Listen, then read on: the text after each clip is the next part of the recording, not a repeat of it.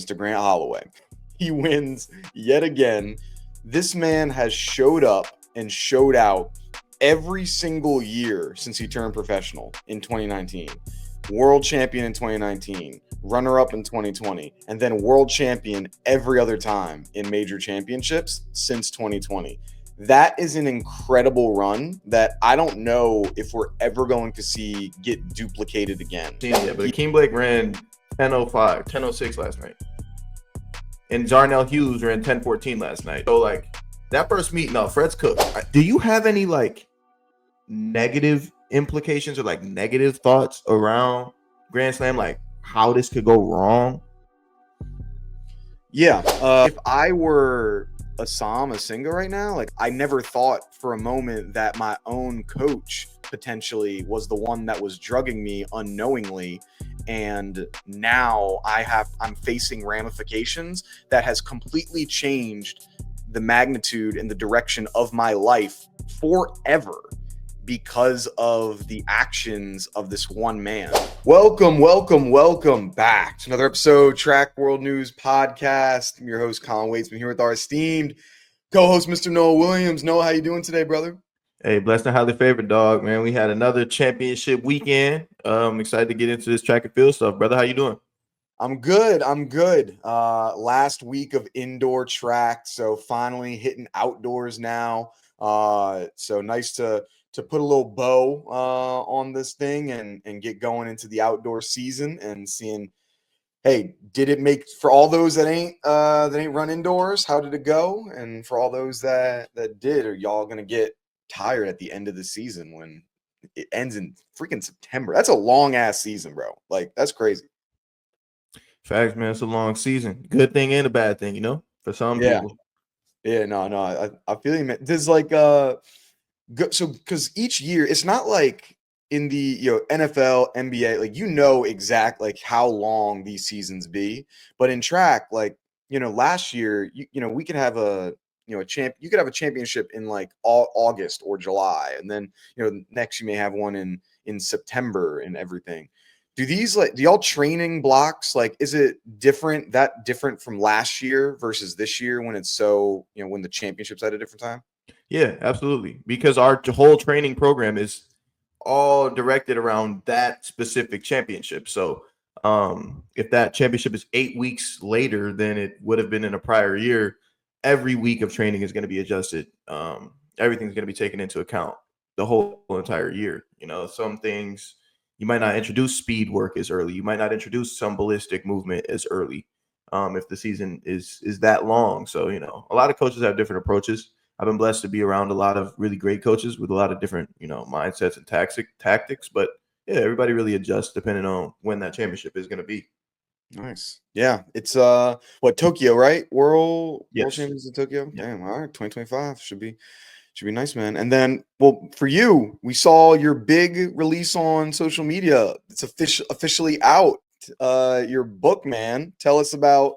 I know we've been chatting on it for the last few weeks, but it's nice to, tell us if it finally officially like going live, really. Yeah, man. I mean, I'm here to heal the world. The Book of Abundance is all about health and growth and wellness. I got a lot of recipes on there: juice, smoothies, holistic healing remedies, a lot of just pertinent information to help you be healthy. I just kind of felt moved and inspired to do that for people. I've been posting like smoothies and juices and shit for years.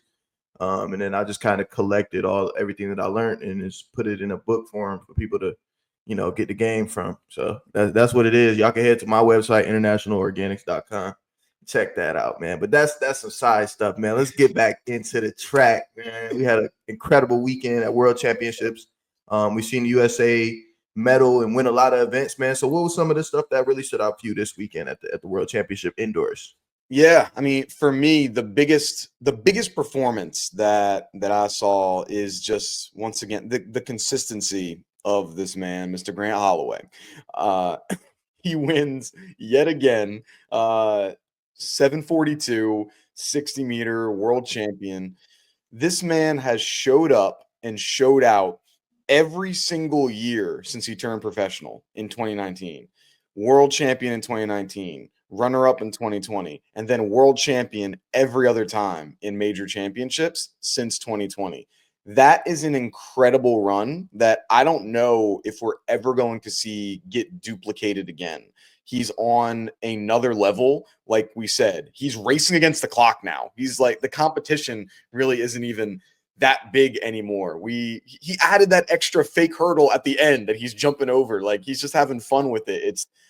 It's crazy at this point, like how much he's separated. Now, yeah, sure, there wasn't the top tier talent that was in this, but it doesn't seem like it matters. You could have anyone be in this race, and he's winning it, which is just incredible.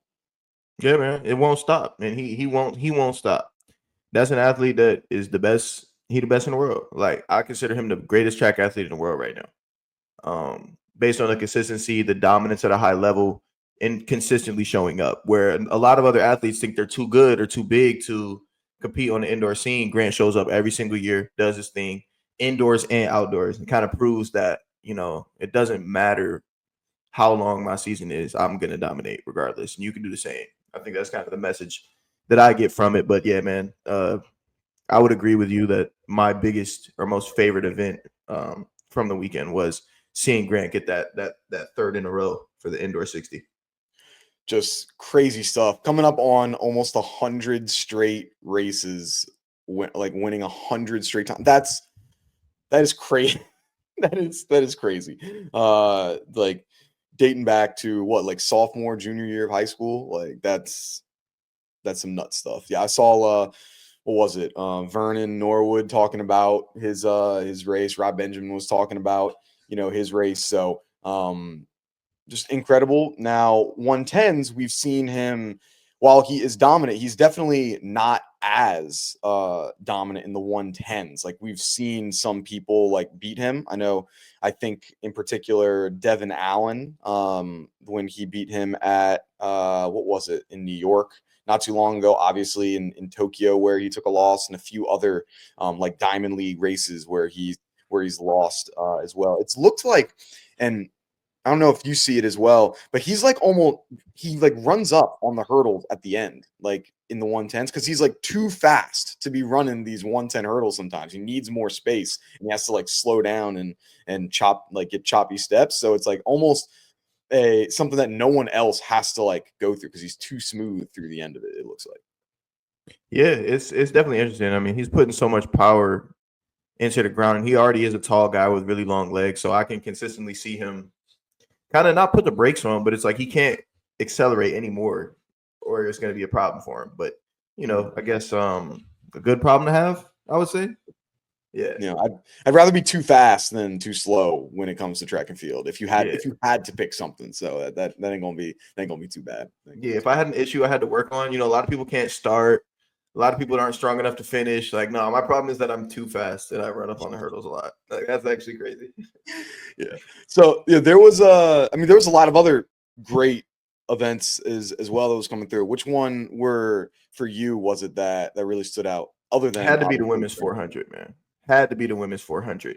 Amber Annie, shout out to Amber. Getting a dub. What was its final time? 50.50. Sounds accurate. Yeah, just beating out just beating out Alexis Holmes, American girl. They're actually training partners, but yeah, it was a dope race, dope finish down to the end, down to the wire there. I've known both of these athletes for a while. They're both special athletes, super talented women. I'm really excited to see what they do outdoor, because they're kind of younger than the Paulinos and the, like the Shawnee Miller Weebos. And it seems like they're, I don't want to say phasing out, but it is a bit of a buildup for the next generation of 400-meter runners, even in college with Isabella Whitaker and Aaliyah Butler. But Amber Anning and Alexis Holmes are both pretty fresh out of college. So they're kind of making their name and making their way in the sport, both of them grabbing their first individual medals, I believe, unless Alexis was able to grab an individual last year. Did she get silver last year as well? I know she did for the relays. I don't think she won the 400. I don't think she was second in the open four. For indoor? Indoor? Yeah. I Oh think wait, she yes, might have did. maybe I she think she was. might Yeah, have for did. indoor. Yeah. I think she was for indoor. I'll look it up. Yeah, I know but we got people in the comments trying to talk about we don't know no ball track. knowledge. Yeah, that was. I love some of them. The comments of you don't know anything about the NCAA traveling Okay, so meets. she got the bronze last year Yeah, indoors. Bron. All right. Yeah, she got the bronze last year indoors. So, she moving up the podium. Obviously Amber's first individual medal. And yeah, it was just super dope. I just that race just stuck out to me, other than the 60 hurdles. What was interesting to me? So we talked about this last week. Of in order to win an NCAA championship, you have to be first to the pole in the 400 because that was accurate for every year that we had seen for that NCAA.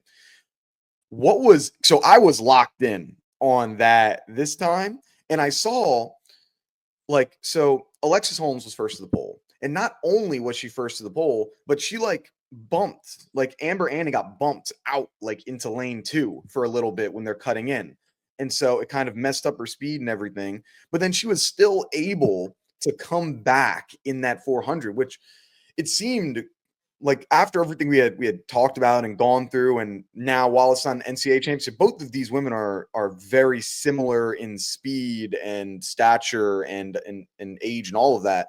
It was interesting to see her come back in that 400 despite being in that secondary position and being bumped at the break. That was something that was interesting to me as to what was different than what we saw last week with a lot of the NCAA races. Yeah, definitely. I think the thing to take from that would be the being tactical, because we've seen Chris Bailey even through the rounds not be first to the break. But a runner like Chris or a runner like Amber specifically, they were very tactical in the way that they passed. Although they weren't first to the break, and I stood on that for an NCAA title to be first to the break. But although they weren't first to the break, they didn't try to pass and going into a turn. They kind of built their momentum at the same point, kind of coming around that getting off that bank on the second lap. You could really, especially Chris, you could really see Chris getting his momentum there and then getting to a speed that he would able to hold from 150 in, that he kind of just knew that whoever did get the pole wouldn't be able to hold, if that makes sense. So putting a press on it where, hey, I'm going to continue to press you right after this kind of backstretch, and it's going to be a level that you're not hey, I know you're not going to be able to maintain this, so you're going to have to either go to the depths and figure something else out, or you're going to have to sacrifice that top position, and I'm going to pass you.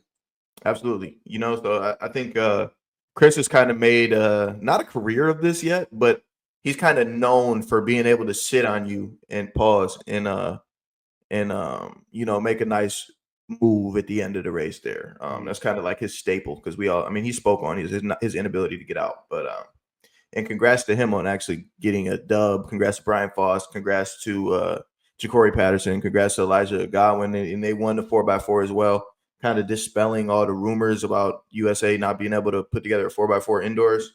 I'm glad that the men and the women collectively were both able to go out there and get golds. Yeah, they did the sweep for the first time since 2016, I think they said, when it was in Portland.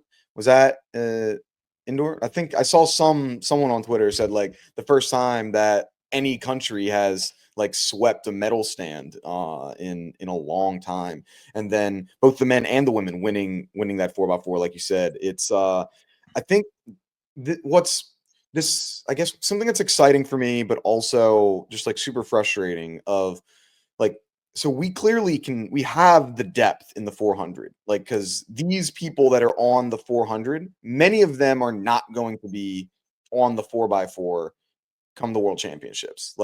Alexis Holmes will certainly be on there. And then there may be a Bailey will probably be on there. But other than that, there's a lot that probably will not. And so a lot of these individuals will most likely be on that mixed relay 4x4 or have an opportunity to be on that. And so it's we can win it here, but we can't win this damn mixed relay 4x4 when it comes to outdoors, because Femke Bol keeps taking our lunch money, and it pisses me off. We got to win this damn thing. And but we clearly have the depth. Like the USA has had the 400-meter depth for decades now, and it's really no one can even come close. Yeah, absolutely, bro. I agree. And the only reason a team like Netherlands can do so well in the 4x4 is because they prioritize it higher than we do. You know, if we're putting our sixth and seventh best man and female, you know, on a mixed relay, which typically what happens because our top three people are focused on the individual race and running the rounds, you know, it's potential for us to get knocked off in that situation.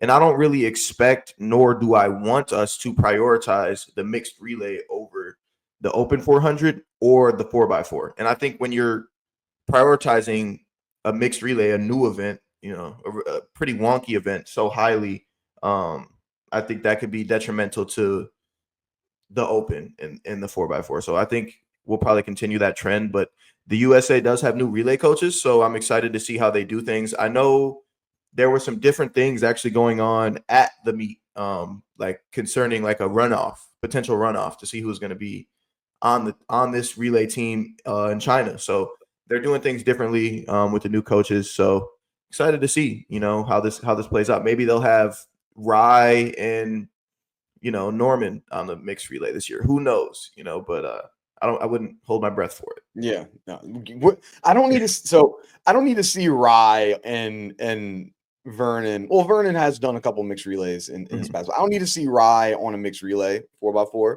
but I want to see. But you want to win, right? Like you want to win, right? Win it. Like, yeah, I know. I get like I want to win it for sure, and it's like it's interesting enough because you have enough time because it's the first. It's usually the very first event that they do, and so while like I don't need to have it be Rye in there, but we can still put together like a very, very talented team, even if it's not including Rye. I feel like the four people that might be in the open 400. But I don't know. I just want to. I like to win stuff, and it pisses me off when we be losing events that we should win. So yeah. But, absolutely, man. I mean, hey, if that's the case, then let's stack the deck. Let's run our first place finisher, second place finisher, or men and women, in the mixed 4x4. You know, because that's what it's going to take to win gold. Really, honestly, that's what it's going to take. I don't see, you know, you could go back to even 2022. I remember we had Allison Felix, Kennedy Simon, I think it was Elijah Godwin and Vernon Norwood, or it might have been Bryce Dedman. One of those combinations, and I believe we got either second or third, you know, and that's a damn good team that we put together, but it wasn't our absolute best, and these other countries are putting together their absolute best. And obviously, we can see with Amber Anning winning the 400 that, you know, it is supremacy in other countries when it comes to the 400. Yeah, it's not just us, you know, we can't put together a, you know, C or D team to beat some of these countries' A teams. Like that's right. That's gonna be tough. That's gonna be tough. And so one event or one other event, I guess, completely kind of different swapping of where we're going. Did you see the men's 60? Yes. Yeah. I did watch it. Yeah. Oh, it was like on Friday. Yeah. And so I felt bad. First off, hated seeing Ronnie Baker, you know, pull up with an injury, his hamstring, right at the end there. Like that has to be so brutal. Like he'd been talking about how he's been battling back from injury and he hasn't been able to go through, you know, have these full seasons, and you get to the final of an indoor meet and you have that sort of thing happen. Like, man, that's just got to be gut wrenching of, you know, you feel that you're there and then no, right as you're crossing the finish line, you're the favorite to win this. We're taking it away from you. That I felt bad for him. So if you're listening, Ronnie, I hope you're doing all right, because I know that was probably not fun. Yeah, get well soon, brother. Get well soon. But you know, with the men's 60 though, it was still a tremendous race nonetheless. My boy Azu? GB. How do you say his name? Are you talking about Azu, the guy that won? Or yeah, champ. Azu. Yeah. Shout out to him. A shout out to Connie. You know, going and grabbing medals when I think those are their first indoor medals, both of them.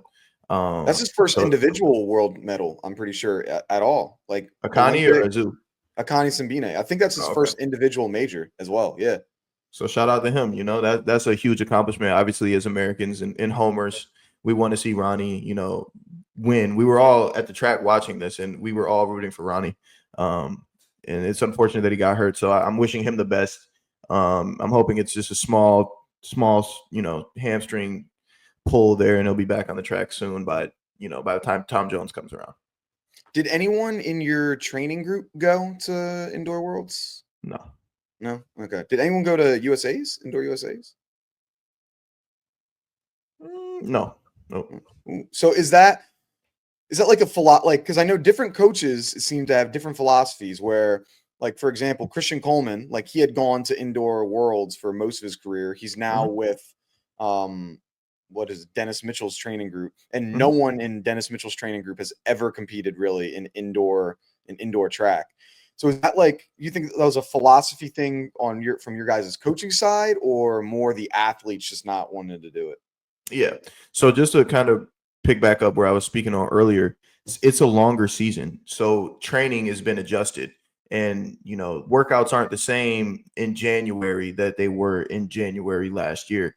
So a lot of guys, especially like our 400-meter group, like it's not the same level of fitness, because we might be on the grass. We might have been on the grass for 6 weeks longer this year than we were last year, right? So it's just less intense, I guess, at that time of the year, where the coaches are probably feeling like my athletes aren't necessarily ready to go compete for a world championship, so I'm not going to put them in that situation because we're training for a meet at the end of September. So that's that probably something to do with it. for y'all? Like, do you, when you're trying to figure out your schedule of like what meets you're going to, and obviously I think certain athletes, I'm sure are qualifying for different meets or have different ideas of what they want to do. Is it you, like, is that more your agent that gets you into the talk to about your meets, or is that going to be your coaching staff? Is it you? How does that work with the scheduling of where you're going? Yeah, I would say, I mean, it always starts with the athlete, the level of athlete, the how fast you're running, how fit you are that year. It starts with that, because if that's good enough, that'll get you anywhere that you want to go. Then I would say it probably goes to like the coach / agent. Obviously, the coach has an idea as to where he wants to be for the season, and then the agent is the one that's is the active person getting you into these meets, making the phone calls like, hey, we would like to go to Rome this weekend, and then we would like to go to Madrid, or however you want to play it. So it is like all three tools there, but it always starts with the athlete. And I think a lot of athletes are focused on making as much money as they possibly can in a season. So as an athlete, like I want to go to all the diamond leagues and then run the whole indoor season and make as much money as I can. But that's where the coach and the agent comes in. Like, okay, well, we got to keep in mind the training, and then the agent is more so, we got to keep in mind that you didn't run so well last year, so you can't get into this meet, or however that might go. You understand? Mm-hmm. Yeah. Dang, yeah. So is this, how far in like advance are these like conversations having? I know sometimes I've heard some people talking about, it's like, yeah, you find out you might be a last minute addition to, because people are out. You might find out like the day before that you're getting swapped out. Like, what ideal, like, how far out in advance are these like conversations kind of having? You try to plan out as far as you can. We already had conversations probably last month about what the whole entire outdoor season is going to look like, on the calendar, marked up. So we, in our group, the way that we run things, yes, like, it likes to be more formal and professional in that way. But at the same time, I've been in bed and gotten a call from a meet director at Lausanne, maybe 40 hours before the meet. I was literally in bed. It was like 3:00 in the morning, and I had a foreign phone call. I was like, let me answer it. And it was a meet director in Lausanne trying to get me to come to run the 400 out there. So it could go either way, and that's on the athlete kind of at that point. Like, oh, okay, do I want to do this or do I not? So you obviously have to be flexible with things like that in this sport. Did you end up going to Lausanne that meet? Nope. Shut the season down. I was like, nah, I'm hurt. I'm done. Cool. That would, how far, like, that's got to be a long travel, like, short note. Like, dude, like, in those situations, are they like, hey, because we're getting you last minute, we gonna pay for your traveling or stuff? Oh Or yeah, do I ain't they? paying a dime for none of that. Okay. I know how that all works for them to be like, yo, last minute, we gotta get your ass out here. Like I don't know, that'd be crazy, bro. That would be diabolical if they called me last minute and I had to pay for a flight and a hotel to get out there. Like, come on, no. Is that what it's like for most meets where they usually are paying for travel for most of it? I believe for something to be like a diamond league or an international meet where they're requesting you to be there, yeah, of course. But I mean, if you're just going to American Track League in Nashville, you better figure that out. You'll get reimbursed in some way or fashion if you are a tiered USATF athlete. But if not, man, go ahead, book that hotel and hope you run fast and get some money. I feel you, bro. I feel you. Yeah. Well, when you were to go back to the 60, I wanted to touch on like it's so Akani Simbine, he obviously got his first his medal here. And then we had the other guy from South Africa. You saw this kid that like ran 9, what is it? Salwa? Child. Yeah. Running 9.9, and then he also ran a 20.9. And then obviously we have Sean Maswanganye, who's South Africa.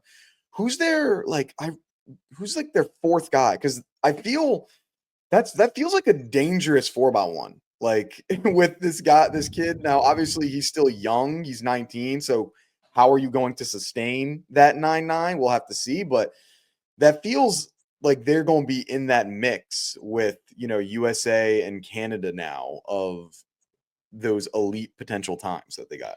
It's possible. I know one name that could potentially be on that 4x1 is Wade Van Niekerk. And that's not a crazy take at all. I had I've been blessed to be able to train with Wade. I was able to train Wade for like 2-3 years. Wade is one of the fastest men in the world. Straight up. Like, so Wade could be potentially a leg for that 4x1. So I wouldn't consider them contenders by any means. I don't think they are, but it's going to be interesting to see how it plays out, especially because Akani, I'm not sure how old he is, but I'm sure he has multiple years left in the game. Sean's obviously only like 24, 23, got a lot of time left in the game. So those three with the young kid have a lot of time to grow and do things together. But just figuring out that fourth leg, maybe it's Wade, maybe it's somebody else. I don't know. Yeah, they got some potential with it, man. Like I feel they over the last few years have really been emerging. I mean, like we said, there's the emergence of the international and a lot of those African nations are just like coming up. So it should be good. So, but also, so to stick with with worlds, selfishly, man, these world championships in Asia are brutal timing wise to watch, bro.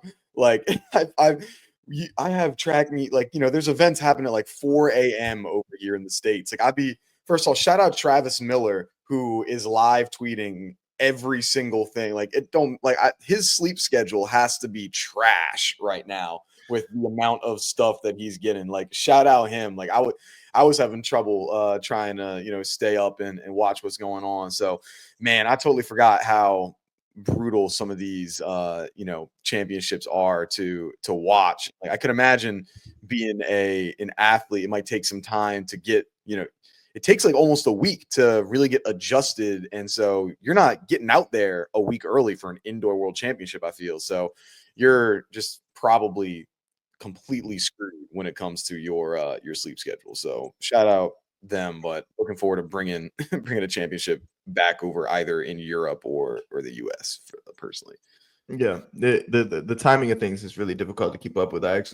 It's Sunday as we're recording this, and I got a text from one of my training partners at like 8:45.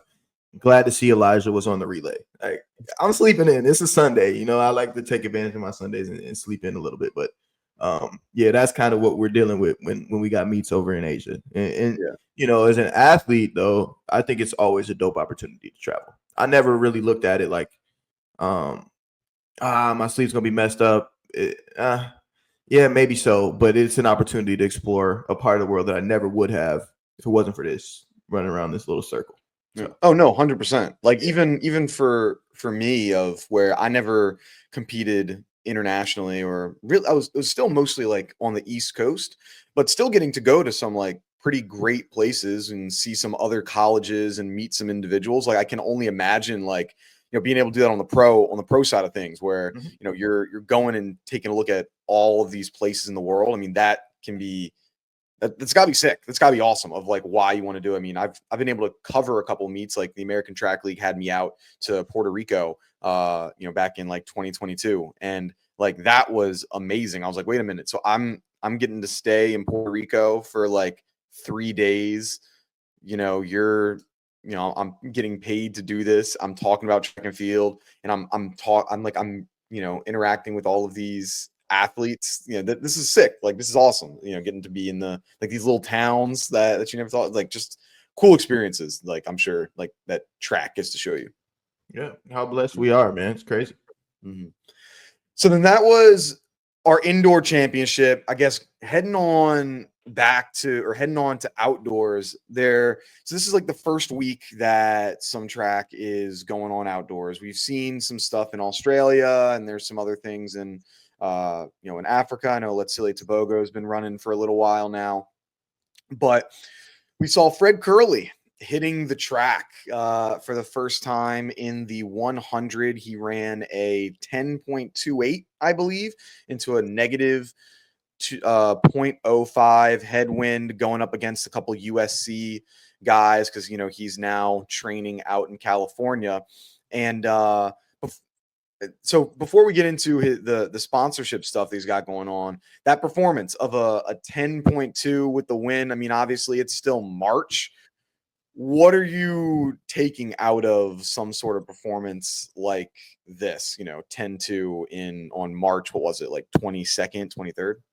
Yeah, I mean, I'm healthy, I'm strong, I'm pretty fit, and I got some more work to do. That's kind of I think that's what a 10:29 would tell me if I'm Fred Kerley. I'm fit, okay. I probably need to work on this part of my, this part of my race, and this is where I'm at based on this time of the year in training and in the season. We usually see Fred open up really early, and he'll get like a few different type of races in. He always runs a 4 early around this time, so I'm sure he's just kind of like almost doing this as a time trial. I would not jump the gun and say Fred's cooked or Fred's slow or anything like that. This is literally insignificant. It's just a time trial. That's how I look at it. What I'm interested in though is, so yes, I think that's correct. Like, hey, I don't think jump the gun, but because Fred is usually and has been the guy that's like, hey, I'm showing up at the championship, and he takes a little bit of time to start building up there. But keep in mind, he's doing the Grand Slam track this year, which is less than 2 weeks away. Mm-hmm. Like it's the beginning of April when they're starting that first competition in April, Yeah. which is a little different than all these other athletes where, I'm sure that him, Kenny, of Seville, Blake, not Seville, Blake are Akeem Blake. all, yeah, Akeem Blake. They have this big competition for 100K in what, 10 days or so that they've got. And so I'm a little bit more concerned, like just for that race of the first Grand Slam, where it's like, all right, you'll be fine by the end of the year, I'm sure, but like, how are you going? Like, what type of shape are you going to be in 10 days? I don't know if 10-2 is going to be able to beat Kenny Bednark right now, or No. So Akeem Blake. Last night, I don't know if you've seen it yet, but Akeem Blake ran 10:05, 10:06 last night. And Zarnell Hughes ran 10:14 last night. They also came back and ran like 20.20 in the 200. So like that first meet, no, Fred's cooked. Like the first meet, yeah, he's cooked in my opinion. I think Akeem's going to handle business. But you said it perfectly. Fred is a late season championship season runner, but it'll still be good to take advantage of the Grand Slam money if you can. Yeah, it's nice little bread, bro. Yeah, like that's what I was thinking. Like that 10-2, like you're not in that shape right now that I can have you, especially Akeem Blake. He's running at home. He ran a faster time already. Like I feel it's his race to kind of lose here when he's in better shape right now, and he's getting to stay local. Also, did you see that new track that they have in Jamaica? They resurfaced it. Oh, they No, made it looks like they have it as the Jamaican flag. So it's like yellow, green, and black as like the exchange zones. It's that's really dope. sick. Yeah, I'd take a look at that. It's actually like it's a really cool design. I think they did really well there. So yeah, I'm a little nervous for him on this first one, but we'll see how he bumps into it. With this grant, so I was thinking the last few days, like, so right now in our sport for track, like the Olympics is the major thing that people care about. Really, it's the only thing at like this exact moment that outside of track, and for many of the track athletes, it's like, hey, if you can be an Olympic champion, that is the creme de la creme. But like in basketball, like people don't be talking about that. Like with, yeah, sure, people recognize what Carmelo Anthony did and how he's, the GOAT of Olympics basketball, but that's not doesn't play as much of an impact in your legacy as it does for a track and field. And so my question, what I was thinking of, what do you think it would take to have an outside championship be more important for track athletes, where they get in the interview and they're like, hey, I'm focused in on the Grand Slam, track meet this year. Like that's what I'm focused on. Like, what do you think it would take for some of these, I mean, athletes like yourself, as well as athletes, across the sport, to do? That's what I was trying to figure. Like, what would that be? Because I think we're super far away from it. I don't think this is something that would happen, next year, 3 years, maybe even 5 years from now. But there has to be a tipping point, I feel. And I'm wondering, like, what do you think that line is? $10 million. 10 million? $10 million grand prize. Yes, that was shifted. That would make that event more important to some athletes, most athletes, than the Olympics. Dang. So you think 5 million, not cutting it. People are still like, no, I'm focusing on the Olympics right now. Champion, 10 mil. Second place, 8 mil. You feel me? And so on and so forth. Kind of like a PGA Tour kind of thing, where it's really, really, really life-changing money now. If I'm a champion, I'm really, really changing my life. Yes, I'm changing my life and my status by winning an Olympic gold medal. And there's a lot of opportunities that's going to come behind winning an Olympic gold medal. But I'm not touching $10 million off winning a gold medal. I'm not touching 1 million. I'm not touching $500,000 off winning an Olympic gold medal. Give me So 10 million and that will change. That will change everything. so I if you're really truly believe that, because I mean, we all know track and field. A lot of track and field athletes got to work a 9 to 5 to support themselves. If that's the direction that Grand Slam goes in, or what is it, Athlos. Athlos goes in, that would cap off a season in a way that Olympics would.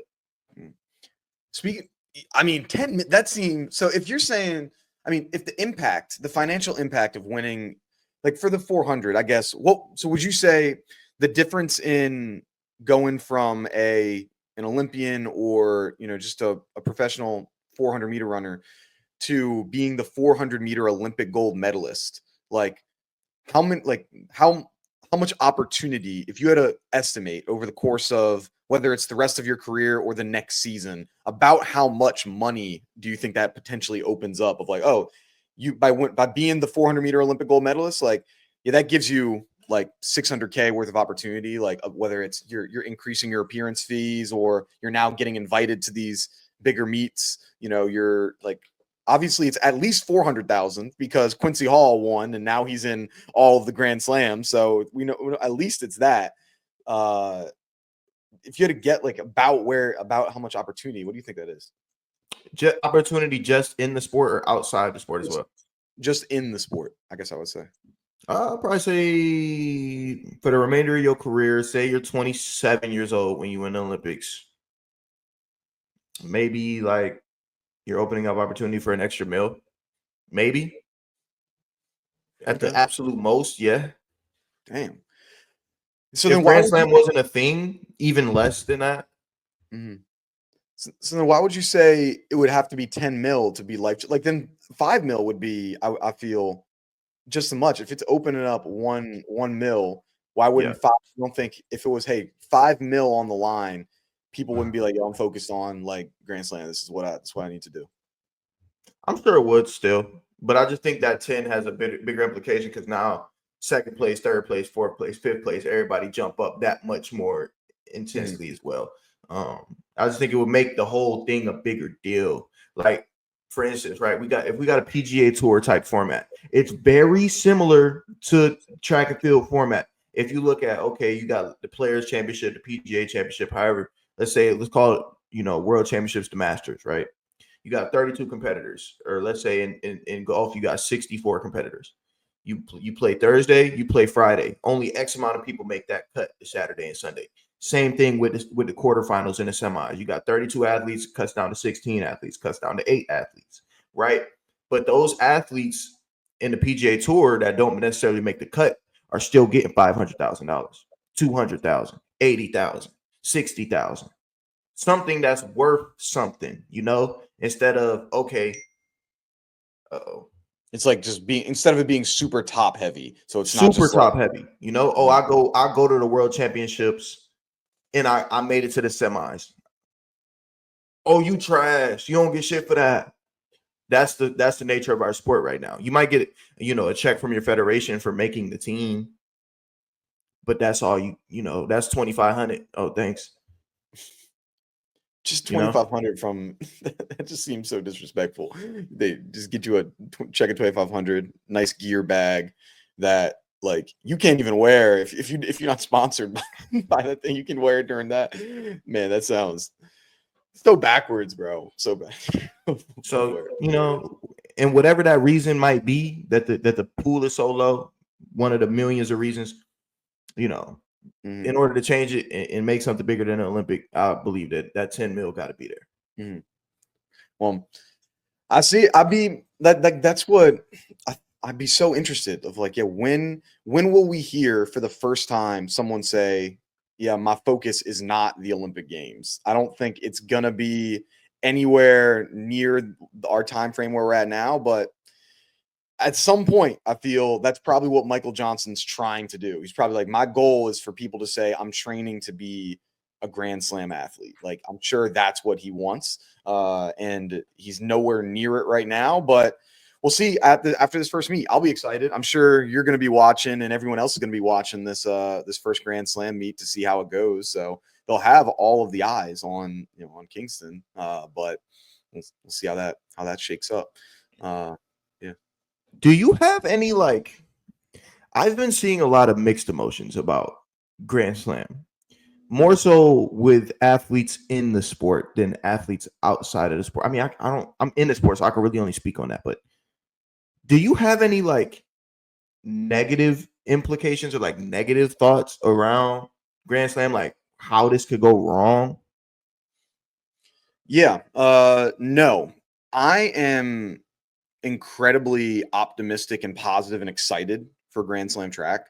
I see that there are a lot of athletes and individuals that have voiced their concerns with some things, and for some of them I think they're valid. Like I can understand it. Like when when Noah and Rye and all of them and Vernon, when they were talking about on their podcast about why Noah wasn't doing Grand Slam and why Rye wasn't doing Grand Slam, then I saw Grant Holloway was just asked about it at the World Championships. While I can like see where some of their things are coming from, like some of them I may disagree with, of like I don't think that's as big of a deal, but it's not my brand up for up on the pedestal there.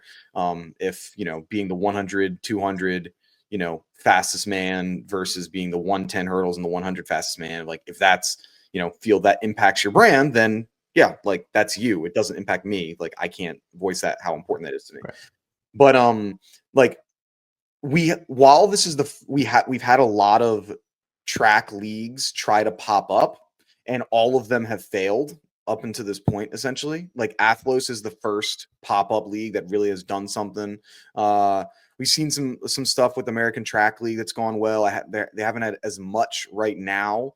I know they're trying to grow and develop, but there's a couple other things that I know where there've been some other track leagues that have just failed, because I did a bunch of research back in 2022. This one seems different. Like they have a lot of backing. Like, yeah, they're not going to be making any money. They're going to be in the red for the first at least 4 years. And they know this. Like, that's literally every startup. They're not trying to make money. They're trying to grow as much as they can and then make more money afterwards. And I'm positive. I think that they're doing a lot of things right. Like, I was talking about, I put on Twitter, people, like, there are people that are like, yo, there's no advertisement for this meet. I'm not seeing any commercials. Bro, you don't live where the track meet is. Like, it's like, you live in Kentucky. Why the hell are you going to see ads for, the Miramar meet or the meet in Philadelphia?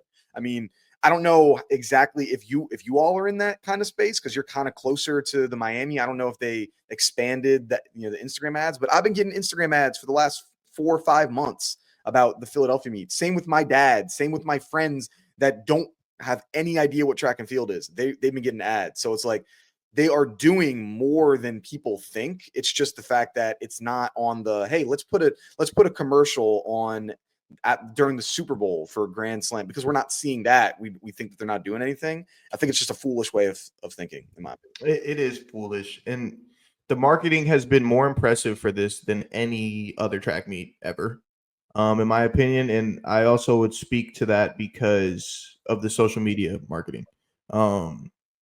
If you follow anybody that's in the Grand Slam, like, they're posting, Grand Slam is doing collaborative posts 2 times a week, maybe, with damn near every single athlete. So whether it's Caleb Dean, whether it's Daryl Nita, whether it's Dream Richards, whether it's Quincy Hall, like, I'm constantly seeing them interacting and doing different things. Melissa Jefferson at a bowling alley with Grand Slam track and field. Like, it's giving us so many different elements of these athletes, and they're interviewing these athletes and doing funny little stuff, funny skits with the athletes.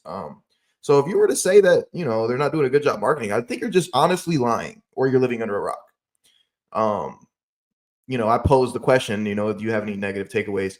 I personally don't. I think maybe the volume could be a lot for an athlete, but that would be my biggest issue. But I think that when you have a dollar sign amount of $100,000 spread out across these meets every time, then it's worth it. It's worth pulling the trigger for. Yeah, and while, like you said, the volume is high, it's like, yeah, that's why these track meets need you to run.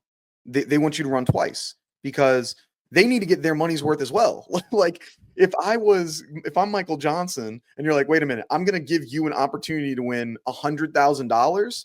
Yeah, you're not just going to get away for doing one race with us. No. We got to get our money's worth. You doing 2 events, bro. Like, I ain't going to let you just do one. So it's like, so when people are like, oh man, it's a lot of running, it's a lot of this, a lot of that. Yeah, because it's also a lot of money. Like, you can't have your cake and eat it. You can't be like, oh, I want to just do one race and I want to win $100,000 and that's what I want to do. Nah, if people are going to give you these types of bags, then you're going to have to do things that you may not be used to doing. And so, yeah, it's that, like, we're going to see Sydney McLaughlin run almost double the amount of track meets that she's ran in her professional career over the course of one season because of Grand Slam track. And so imagine those conversations when Michael Johnson is talking about, hey, you're going to have to race 8 times just in Grand Slam, which is more than what you usually do in a regular season.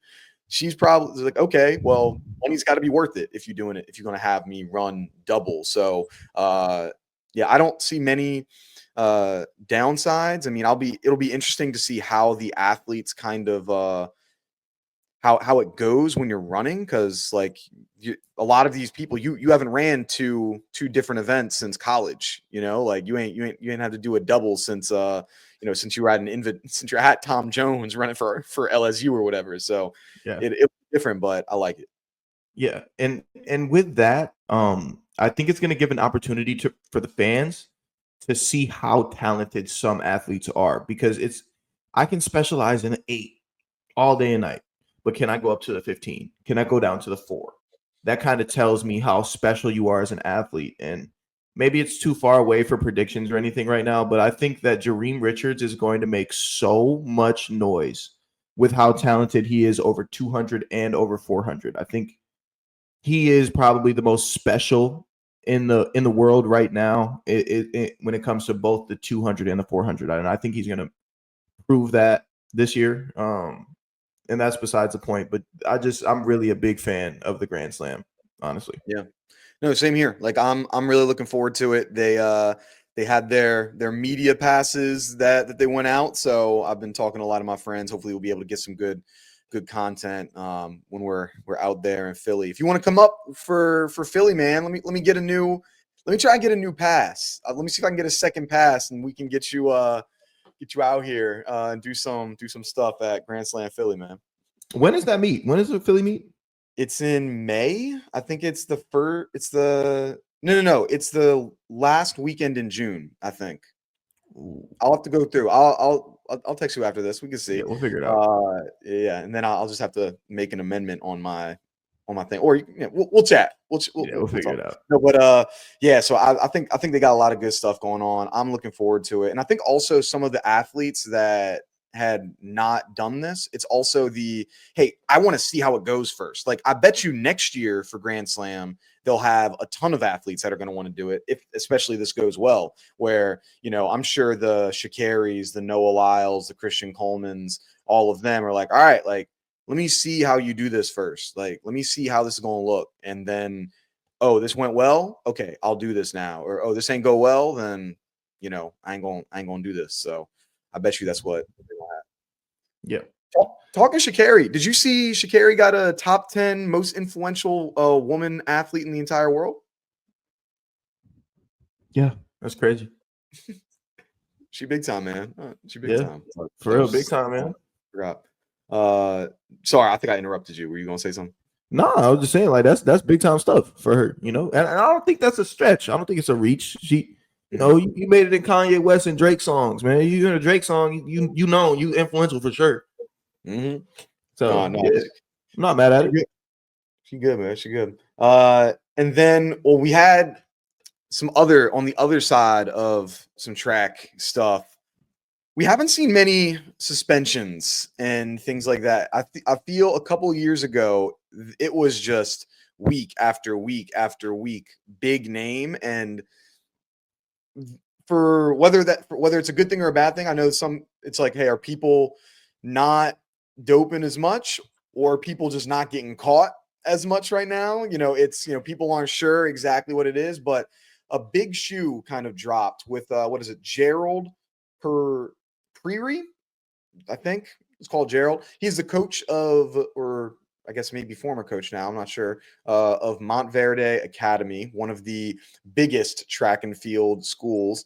He's been provisionally suspended for the possession of GW 1516, as well as 3 of his athletes, which were all minors at the time, testing positive for this GW 1516, which he had in possession. If that sounds familiar, that is because not only this coach is the former coach of Issam Asinga, who tested positive for GW 1516 and was not able to compete for Texas A&M. He wasn't able to compete at the Olympics, and he is going to be out of he was suspended for 4 years, I think, until 2027, until he'll be able to compete again. Obviously, the U20 100 meter world record holder. I think there's a couple different ways that we could kind of take this, where it opens up a little more light as to what happened with that Issam Asinga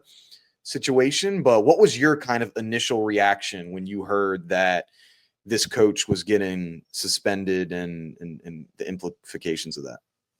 Yeah, I just thought bro was messed up. Like morally, this is a very ethically just bad thing to do. You're pushing basically however you're doing it, whether you're putting it in liquid IVs, whether you're giving vitamins out, like you are giving drugs to kids. And you're supposed to be a positive role model to these kids. I think that's one of the biggest roles of a high school coach. So it's just a really, really horrible look. I mean, if these allegations really are true and everything goes to trial and everything is true, he got to be banned from the sport. Suspension won't do. These are children, and that's a reflection of the coach. I don't think these kids, 16, 17 years old, are going to their coach like, Coach, can I get some steroids today? That's not happening. It's definitely something going on with the coach, especially with Issam not knowing and then going and blaming it on the Gatorade gummies. I remember that was kind of his thing. It was in the Gatorade gummies. And if his coach had known the deal the whole time, that's very, very shady. That's very, very just foul play. And there's no room for that, in my opinion. Yeah, I was watching some videos and things like this on YouTube about the case for Issam Asinga, and this was from, I think, Total Running Productions that posted this. So shout out them. They do a great job. So apparently, when this was all going to trial and Issam Asinga was there, the people that were at his trial it was him. And keep in mind, this is right after his high school, like the summer of his high school year, right? He was there. His parents were there, and then the coach from Texas A&M was there, because he was going to Texas A&M next year. His high school coach was not there at the hearing and when they were going to be debating this, which you would think that your high school coach would be there at that moment, because he's your like the Texas A&M coach. He hasn't trained with you yet. You haven't stepped foot on campus yet. And you would think, if you was like truly, I got my athletes back, it was these gummies, it was this thing, that you would be there. And so if I were Issam Asinga right now, like, I'd be feeling all types of ways of like, wait, I thought that it could have been this. I never thought for a moment that my own coach potentially was the one that was drugging me unknowingly. And now I'm facing ramifications that has completely changed the magnitude and the direction of my life forever because of the actions of this one man. That would be I don't even know how I would react. I would be upset, angry, sad, frustrated, all at once. Also, like, relieved a little, of like, okay, so it's someone else. Like, I know where, I don't know. It just seems so screwed up to be doing that to 16, 17. Like, even if Issam knew, even if, like, let's even say hypothetically, they were like, I want steroids. Let's just say they said that. Even if they wanted it, which didn't happen, I bet. To be the adult and to say, yeah, I'm still going to give this to you is crazy. So it's like, that's nuts. You either are doing this to someone unknowingly, or even if they did know, which I don't think they did, you're giving this to, to children that are still growing through puberty and developing and growing. I don't know. Screwed up situation, bro. Lame, man. That's honestly, bro, it's just that's lame as it get. Like, I don't believe in cheating, I don't believe in doing all that extra shit, man. If you got it, you got it. If you don't, you don't. Tells a lot about you. Tells a lot about this coach Gerald. I met, bro. I know, dude. They train in Mount Verde. They'll come to our track sometimes. Train. I had the opportunity to meet him, Issam, Adeja, all that whole group. I got an opportunity to meet all of them, and it's not necessarily something that you would suspect on somebody or put on somebody. When I seen him, I just seen him as a great coach. I just seen him as, oh, that's a great coach. He's really doing a good job with these kids. And I'm sure that's what everybody thought. And then for it to be, little banned substances going on, man, it's just leaves a bad taste for sure. Yeah. And especially like the drug that they had, like, I went onto like the list to like learn more about it. They were like, hey, this substance isn't going, because it used to be like for heart medication, I think it was, or something like that. And they were like, this is banned because of how dangerous it can be for your health. Like, it is not as much of a substance that's going to help you a ton from a physical standpoint. I think it was more for recovery. But it was like, no, you can have like long lasting heart problems because of this. Like, it was banned just as a medication to be used back in like 2012, 2014. Like, they don't even make it anymore. So it's like, I don't know. Goofy stuff. Like, why are you doing this to kids? Why are you messing up kids' life? So what do you think this means for Issam now? Like, if you're Issam Asinga sitting here, it's the end of March. You already went through all these things with your cases.